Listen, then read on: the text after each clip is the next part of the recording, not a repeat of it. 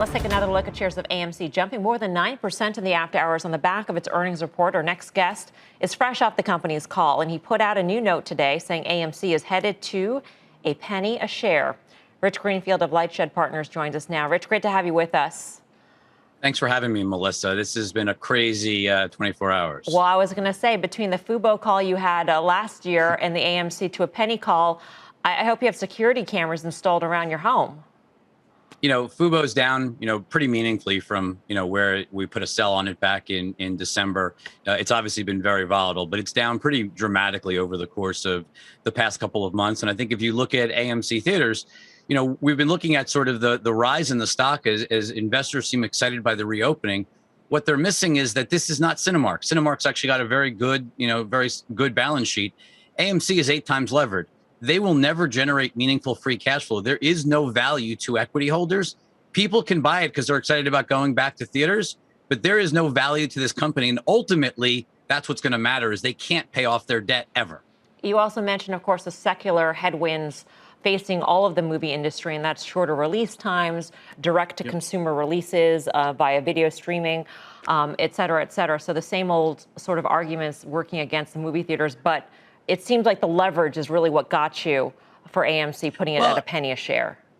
Well, I would step back for a second. Okay. This company generated $770 million of EBITDA before the pandemic. So go back to 2019. Now think about what's happened. Forget about lingering health concerns. I'm sure at some point we're all going to feel comfortable doing what we did before the pandemic. Whether that's 2022 or 2023, I'm not smart enough to know that answer. What I do know, though, is that executives like Jeff Shell, who runs your parent company, NBC Universal, Bob Chapek, who runs Disney, Jason Kilar, who runs Warner Media, Bob Backus, who runs Viacom CBS, all of them have said very publicly in the last several weeks, the consumer has spoken. We are not going back to pre-pandemic release windows. We are going to get movies sooner into the home and really empower the consumer with more choice. The end result is attendance levels are just never going to be. And so that 770 million of EBITDA is never going to be achievable again. And even if it was, they can't pay off their debt.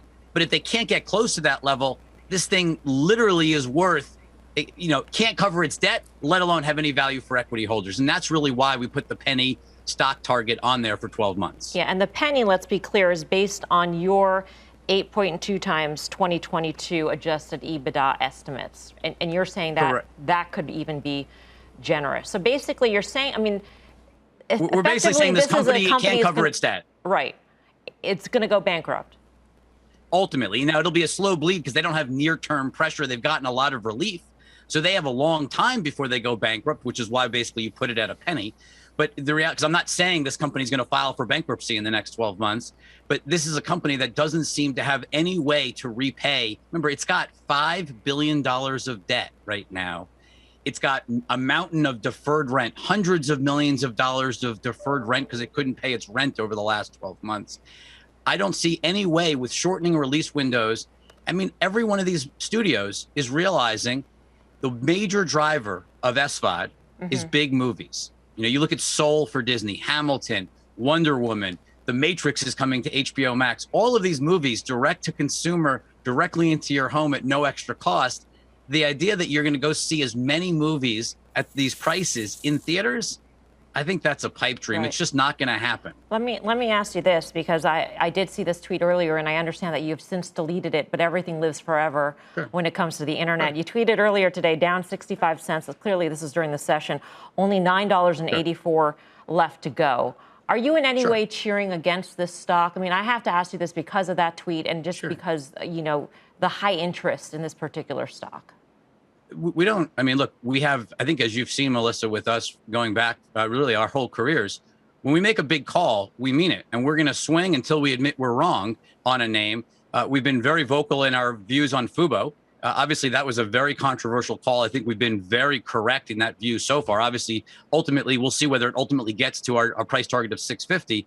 But when we believe a stock is meaningfully undervalued, take Snapchat. We put a buy on it in the teens. Right. Now it's a stock that's up multiple times that. The same thing with Twitter at 16. We went on positive. When we talked, actually, I think you had us on the show back in January, people fearing sort of what it meant for Trump, with Trump, being banned. And we said you had to buy Twitter. Yep. It's been a home run stock on the long side. So We get very vocal when we believe in a stock, both long and short. That's what Lightshed does. And the market's the ultimate arbiter. Rich, great to speak to you. Thank you. Rich Greenfield. Thanks for having me on.